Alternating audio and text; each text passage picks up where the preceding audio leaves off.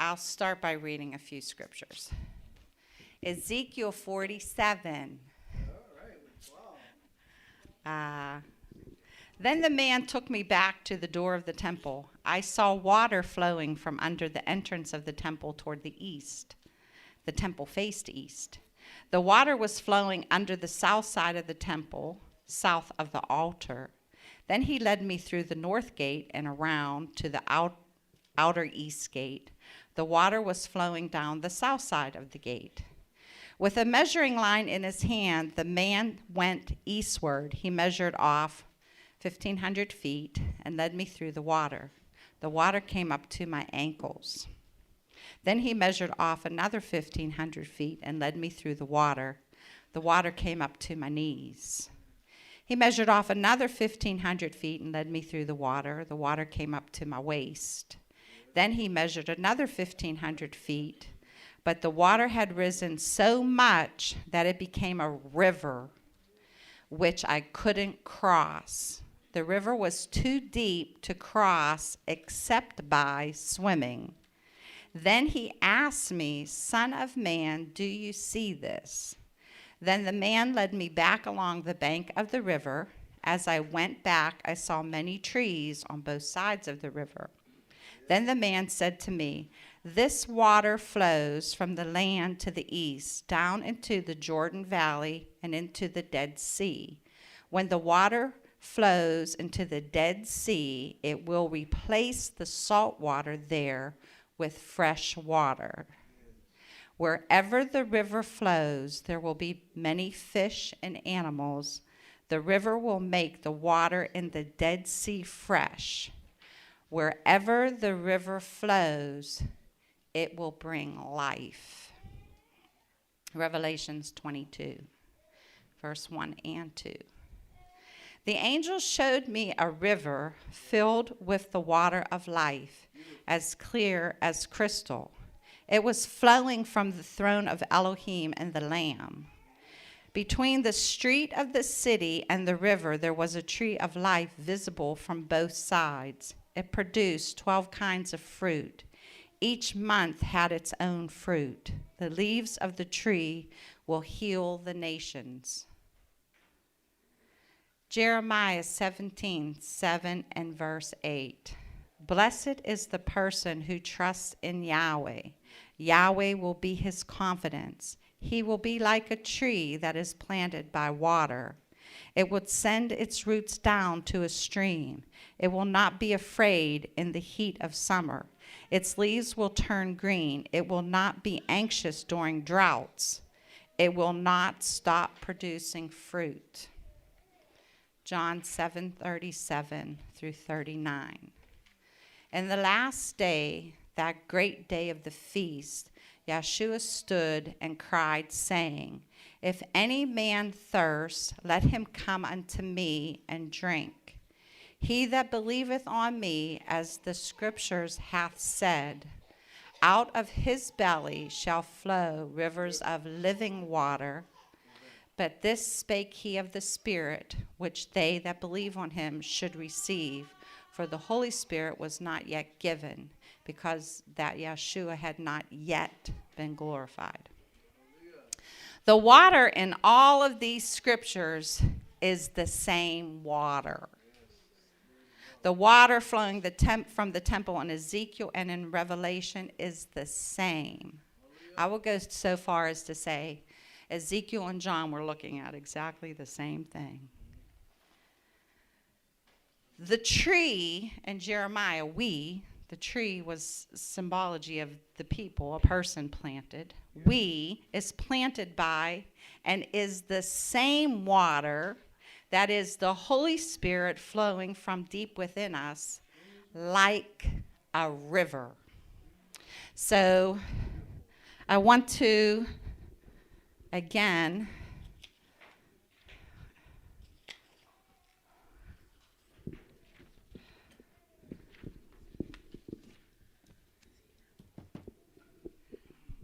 for those who can't see, there's a man down here.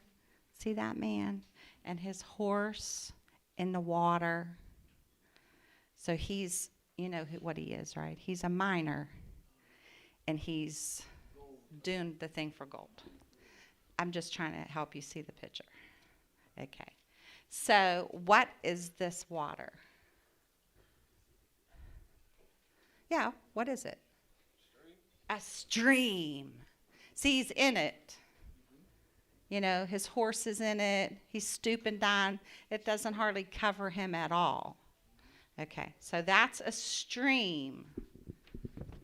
So we have to know the differences between the waters. Okay, can you see that?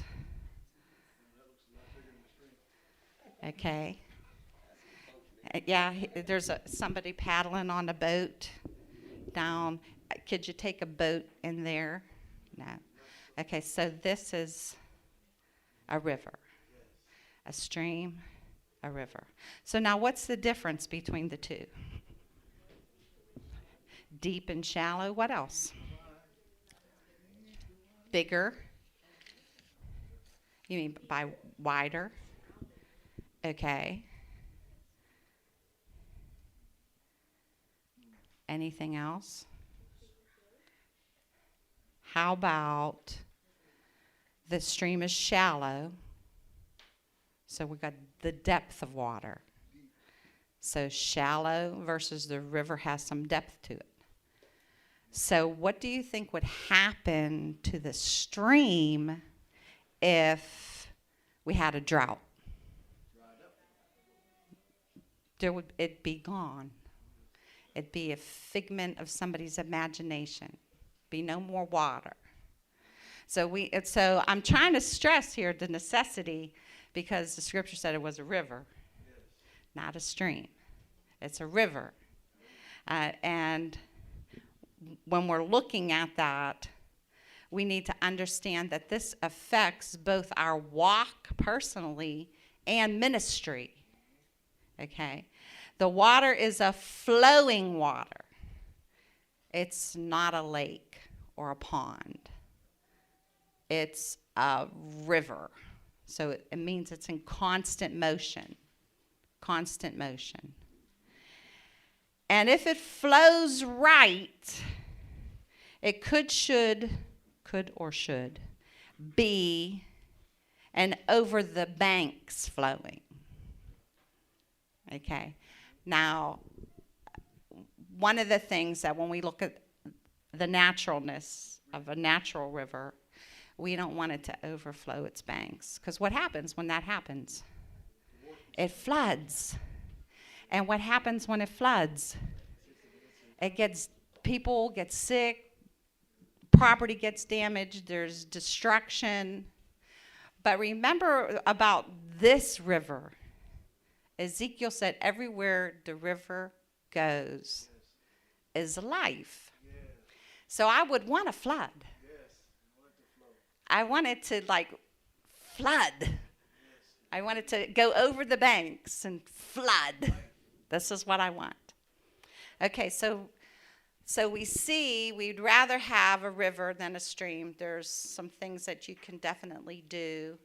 I don't think there's any fish right there either because the water's not deep enough. Now, there are some streams that you can find where people do fish. Because remember in Ezekiel, first was at my ankles, then it was at my knees, then it was at my waist. You know, fishermen have hip boots. Because what do? They wade into the stream and fish. So they put on them big hip boots or those pants things, that come up to here so they can wade into the water. Okay, but that's not a river still. See, we're in Ezekiel where he talked about the river, he said when it became to the place where I couldn't cross it, there was no wading across the river. The only way for me to do that was to swim. Now, in this swimming in a river, you got to be a very, very, very good swimmer to swim in a river. Generally, they don't recommend you swim in a river, even if you are a very good swimmer. Why? Undertow in the current. The river is in control. It will take you where it decides to take you. Even in the flood. What do you see? You see all through the current, the cars going down the river, houses going down the river, boats, whichever way. I mean, you got to do some work. That's why man invented a motor, so he could go in the opposite direction on the river. Or else he was, exactly, he had to go where the river flowed. Or it was a lot of work, paddling upstream. And dangerous. Do you remember that year we went to Crestfield? Was you there, Tom? Crestfield was up by Slippery Rock. And this had a very nice creek, stream, not right where we were at, maybe if you went down it. And it had this, so they offered canoeing. You could go canoeing. And everybody who went canoeing landed in the water. They flipped that canoe and landed in the water, including me and my wonderful husband, who figured he could paddle through the current. And the current said, oh, yeah, watch this, flip. But it wasn't a river, so all I had to do was stand up. Had it been a river, we might have been in trouble. I can't imagine whitewater rafting. But the river does what it wants to do. Are you following me here? So the river goes where the river wants to go. The Grand Canyon is carved out because of water flow. The river flowing through that range over years and years and just wore out the rock. People, when you got a leak, fix it, because water just keeps on coming. It just keeps on coming. Now, in naturalness, that's not a good thing. But in this is a good thing. This is a good thing. This is what we want to happen. So, keeping this in the perspective of the different things that we've been praying for and different studies we've been looking at, and I kind of got this when we were at the feast. And it's kind of been revamped, but I'm going to go to what Yahweh gave me at the feast. And then our prayer for our children, our loved ones, wanting them to take this walk and be serious about it, and get serious with Yahweh.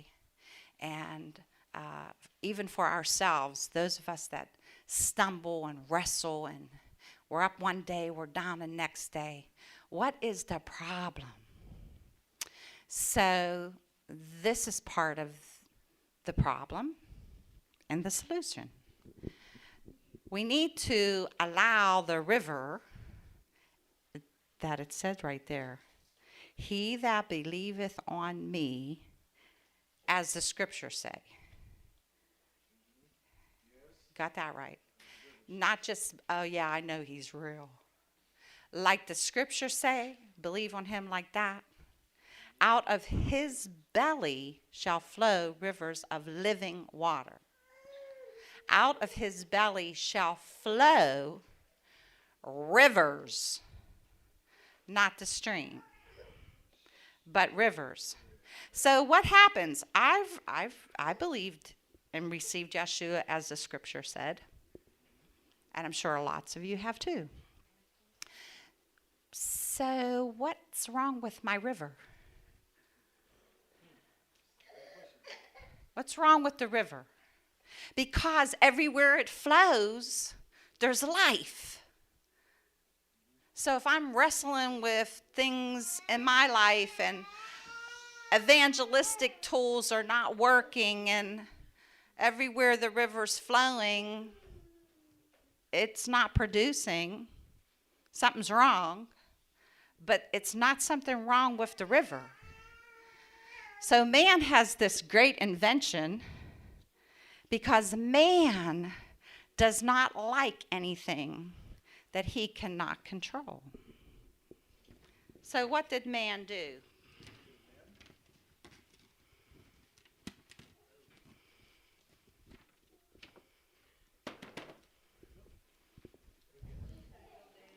He built a dam to control the river. Do you remember? I believe it was over this past summer too. Wasn't the big dam? Yeah, they let it, and they were letting the water out. That's what they build the dam for. They build the dam so they can control the river. So I can prevent flooding because when the river gets high and I open up my dam so water can come out and I alleviate the flooding situation at the top. I control the river. So you think. So you got this blockage. Now some of this is done by us. Now this is a man-made dam. Man invented it. So what we're looking at is what are some of the hindrances to the river flowing? For me to have success continuously, not once in a while, not for a week and then have a bad week, a bad day, but that this river flows continuously. And this is a part of everything you put your hand to will prosper. Paul and Peter, why, we looked at Paul, he gives out kerchiefs, shadows fall on people. This had nothing to do with them. They let the river flow. That's why those things happened. The river flowed. That's why Peter and John could say, "Such as I have, I give to you." They could say that because the river was flowing out of them. They were in such a place that river just flowed. That's what was going on in their lives. That's why the gifts were so manifested, because the river was just flowing. It was flowing out of them. And somewhere along the way, we built a dam because I wanted to control the river. And so when I set out to control the river, I put a hindrance to the Spirit of Father Yahweh, because I'm only going to speak when I want to speak, to whom I want to speak. I think this message is for these people. I think this is for that. I am setting myself up in control of the river. I will pick and choose who is worthy. I will do that. Now, I praise Yahweh. I don't think anybody in here is like that. So there's another thing. This one is one of the last pictures that was printed, so it's really going to be hard to see. So I will describe it to you. That is another dam. Yes. That is a beaver dam. Over here you see water. Over here you see none. But do you see all of that? Right there is a bunch of sticks. A bunch of sticks. The beavers built that dam. And I love nature. And on a natural sense, I would say, wow, look at that. Look at that. But we're going to use the beaver as a pest. So the beaver chucks down his wood and throws it into my river and starts clogging me up. Life, the enemy, the pest, So let's say I'm not this. We'll even get rid of this. We'll say nobody fits this bill. Nobody's naturally saying I'll do it when I want. So we're good with that. But we got this one, this pest that wants to dam up the river. And so a stick at a time. This was a stick at a time. When you throw a stick into the river, it don't do too much. My granddaughter loves to throw rocks down the sewer. So we're coming home when I get her from school, and right there, and she picks up a rock. I said, you need to stop doing that. Why? Because one day you'll have thrown enough rocks down there that the water's not going to flow like it should. So this busy beaver keeps putting sticks and going, and I don't know what he does with mud, and he actually builds a good dam. I mean, the fact of the matter that this is built because we watched the beaver. We paid attention to the beaver so man could do his thing. So the beaver is throwing sticks in, clogging us up. The enemy is doing this. Yeah, could be me, unaware of what I'm doing. I want the river to flow. I do. But if I have unforgiveness, I'm putting some sticks or rocks in the river. And then it's just not one case of unforgiveness. Y'all do me wrong. Nobody treats me right. What about ought? Ought is all about relationships. So it's spousal, parent and children, siblings, whatever, work, the boss, if your employees, if you're a boss or supervisor, ought is all about relationship. So you done me wrong, I'm mad at you, I don't like you, nobody treats me right. And what am I doing? I'm just piling all this stuff up into my river. And I'm slowing the flow down. What about pride or self-righteousness or arrogance? There's sticks and stones I'm throwing into this river. Eventually, I'm trickling my river down to a stream. And then if I get into a drought situation, I done dried up my river. It's all backed up back there. I need somebody to come. You know how they would get rid of that beaver dam? You know how they would do that? TNT. You can't just pull out a stick and it's going to fall. I'm telling you, that's well built. You got to blow it up. Yeah, because they'll just build it again. What about fear? Sometimes we're afraid. We're afraid of the unknown. We're afraid to work in our gift because I don't know. Or I'm afraid of failing. What if this isn't Yahweh? What if? Instead of, I heard somebody, and I wasn't too sure how I felt about it, made the statement about, they were talking about the gifts, and they were talking about the gift of healing, and said, there was, when you first start off, sometimes when people die, you just keep next, and it's like, okay, that's kind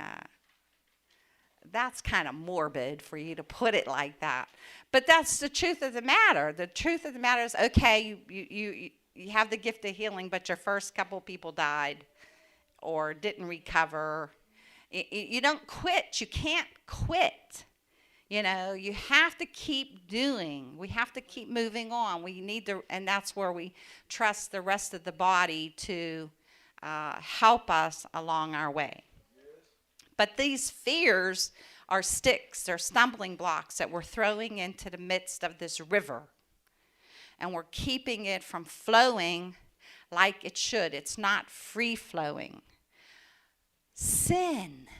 Now that'd be a boulder you'd throw right in that river. Sin could dam up this river. So we don't want this river to be clogged. We don't want this river to be hindered in any way, because this river is a river of life that flows from us, which benefits me. It's flowing through me. I'm first reaper of the benefit of this. Then as I proceed onward, I begin through ministry.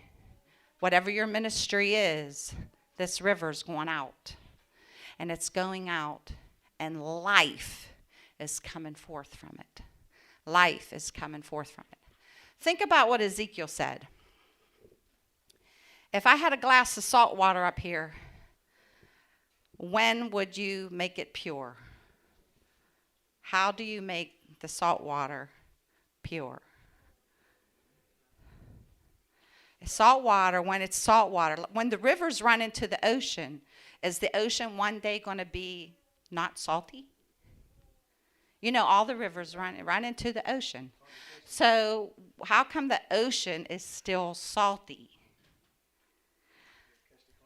Ezekiel said the Dead Sea is going to be fresh.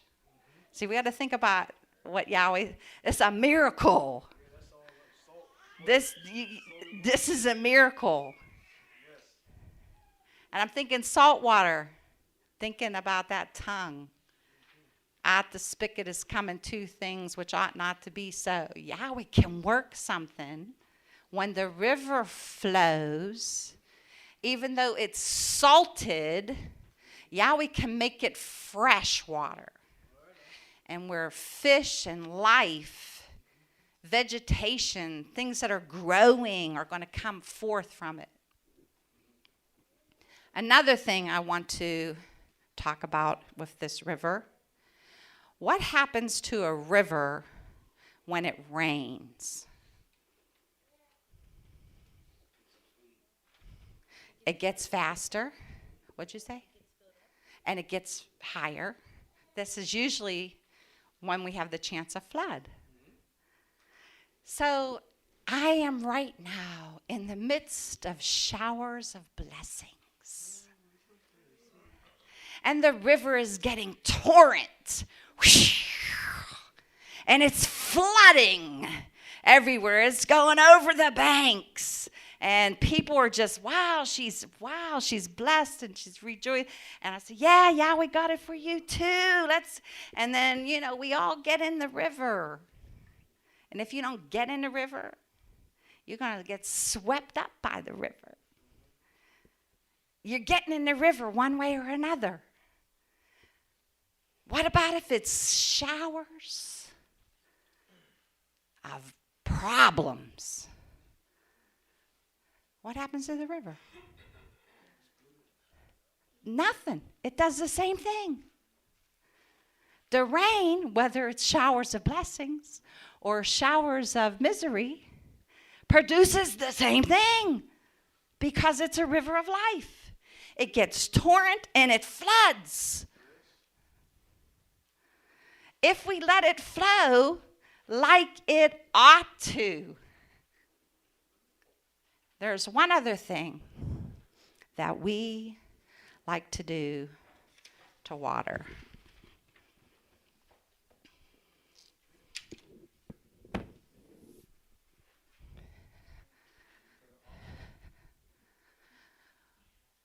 Control. The dam's not good enough because I might not be able to control that. Because some dams you can't control. When they get some serious storms, water is going over no matter what they do. Exactly.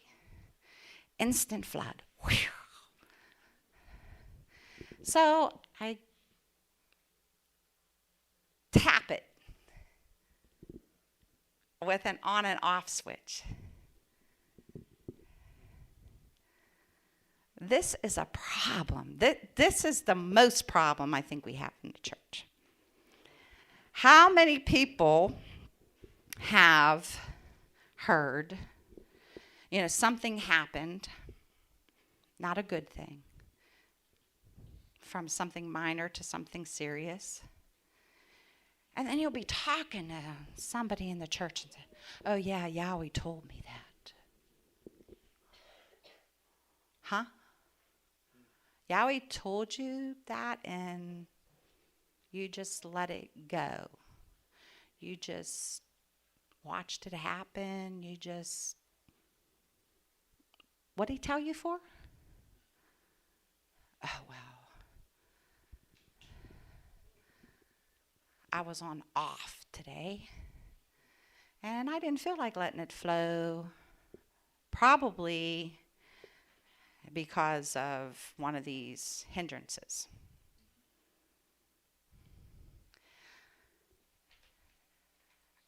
We have to, in order to succeed,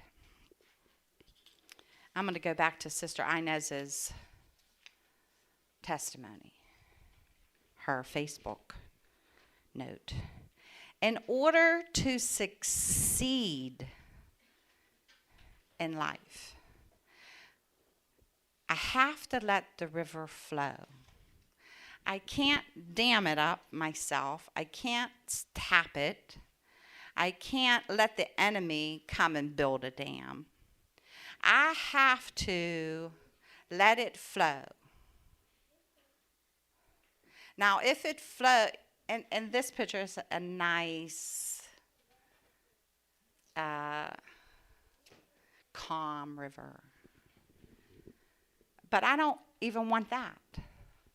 A nice, calm river. I want it to be raining. I don't just want it to have a river. I want it to be raining. I want the river torrent and overflowing its banks. I don't want a peaceful river. I want Yahweh to move. And Yahweh's Spirit, when it's moving, something happens. Period. Something happens. Period. Doesn't mean it's always going to be good.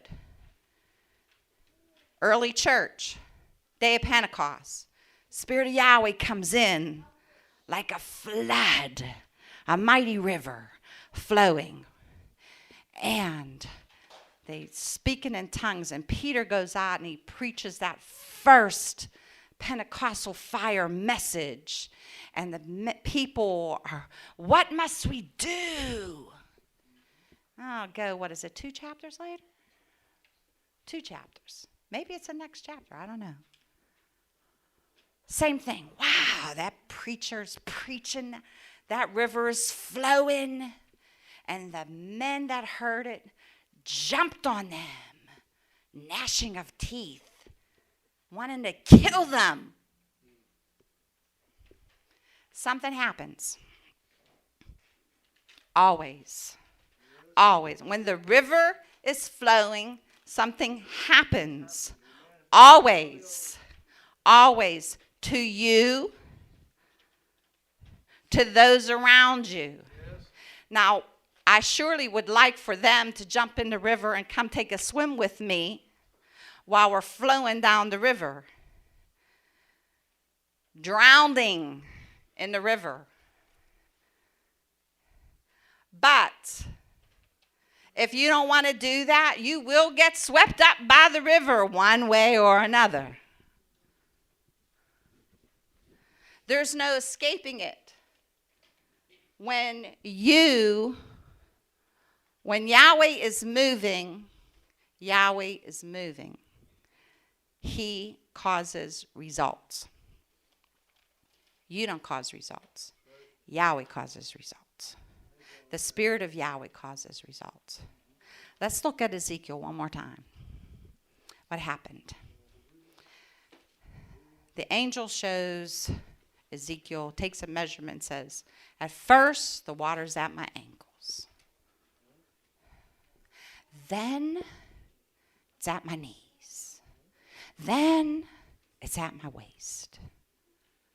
I see progression.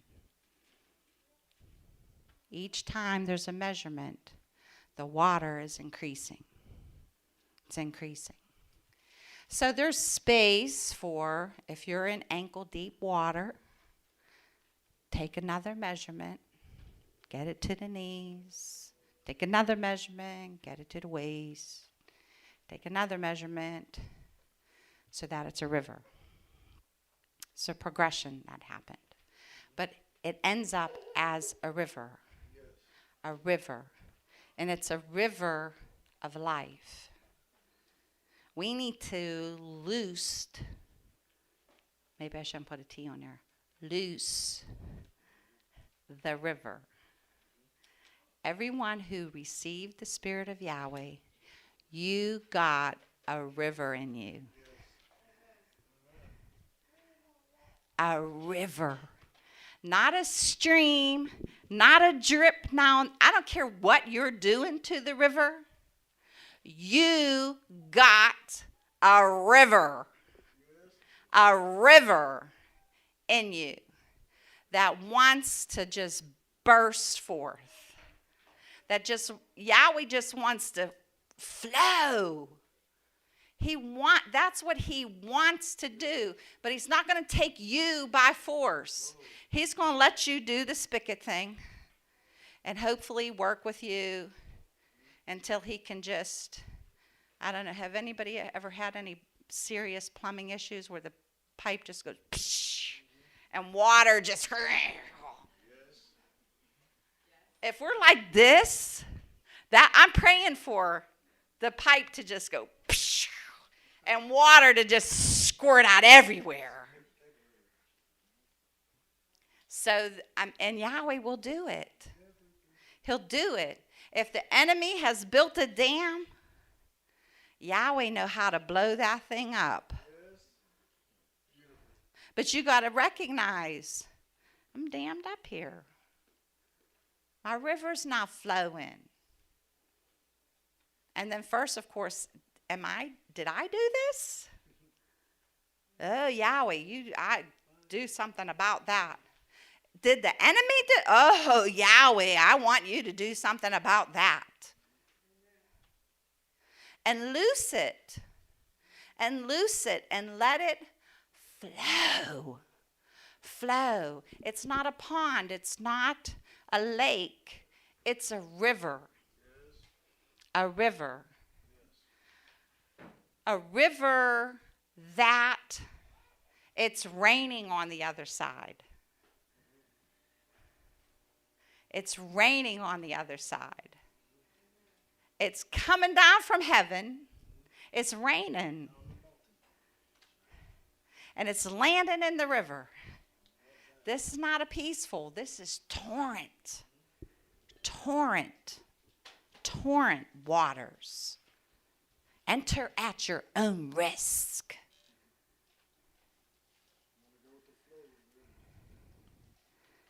This water flows through the land to the east. Wherever the river flows, there will be many fish and animals. The river will make the water in the Dead Sea. Now, you hear me? Forget the body of water over there. The river will make the water in the dead. This water will make the dead come to life. This river can make the dead, where there is no life, bear life. This water, this river comes forth. and heals. This river brings salvation. This river brings peace. This river washes all your iniquity away. This river. We need to get, do whatever you got to do and get it unclogged and keep it unclogged. And if it's flowing peaceful, that's nice, but pray for some rain. Pray for some rain to come and help with this river. Pray for some rain. Whether it's showers of blessings or what, let it rain, because all it's going to do is make the river more torrent. All it's going to do is cause the river to overflow its banks. All it's going to do is cause it to flood. And everywhere it goes, it will bring forth life.